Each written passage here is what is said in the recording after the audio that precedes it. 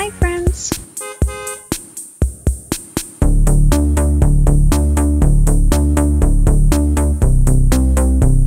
Saint-Éphrem-de-Beauce is a charming municipality nestled in the beautiful Beauce region of Quebec.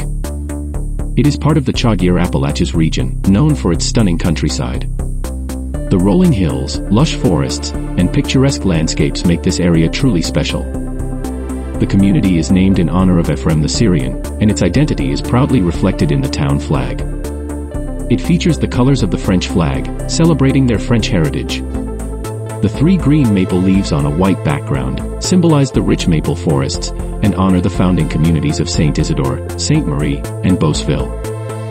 In summary, Saint-Éphrem-de-Beauce is a blend of natural beauty, historical significance, and a warm, close-knit community. Thank you for joining us in discovering the beauty and history of Saint-Éphrem-de-Beauce, Quebec.